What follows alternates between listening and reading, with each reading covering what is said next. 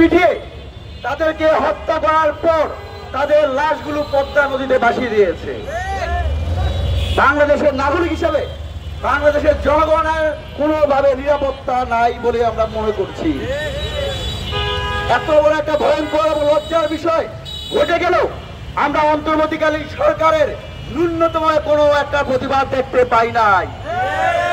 শুধু গত 30শে নভেম্বর নয়, 29শে নভেম্বর চাঁপাইনবাবগঞ্জের চুয়াডাঙ্গার শহীদুল, গতকাল 4 ডিসেম্বর পাটগ্রামের সবুজ হত্যাসহ গত এক সপ্তাহে 4 জনকে বিএসএফ হত্যা করার পরও বাংলাদেশের পক্ষ থেকে কোনো প্রতিবাদ আমরা দেখতে পাই নাই। একই সাথে আমরা দেখতে পেয়েছি 2009 সাল থেকে 2025 সালে ডিসেম্বর মাস পর্যন্ত গত 1.5 যুগে সীমান্তে ভারতীয় বাহিনী বিএসএফ থেকে বাংলাদেশের প্রায় 600-এর অধিক নাগরিককে হত্যা করা হয়েছে। শুধু এই যে হত্যা হচ্ছে, বিচার হচ্ছে, আমাদের বোন কিশোরী ফেরানির লাশকে ঝুলন্ত তারা জুড়ে রাখা হচ্ছে, আমরা এইসব ঘটনা প্রতিবারই দেখতে পাচ্ছি, কিন্তু কোন রকম আমরা বিবৃতি দেখতে পাই না। আমরা স্পষ্ট বলতে চাই, আগামী 48 ঘন্টার মধ্যে ভারতীয় হাই কমিশনকে তলব করতে হবে।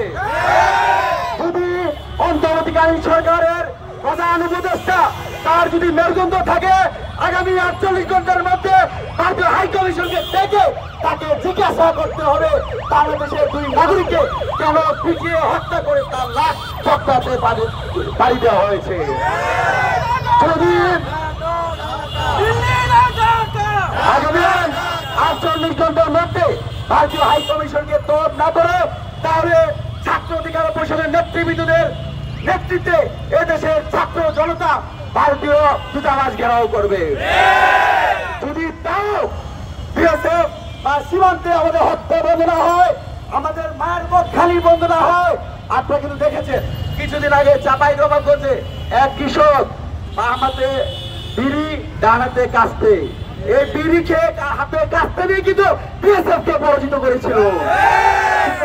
যদি সরকার ব্যর্থ হয়, তাহলে দেশের বিপ্লবী ছাত্র জনতা সেই বিজেপির সাথে বিএসএফ কে তারা করতে রওনা দিবে।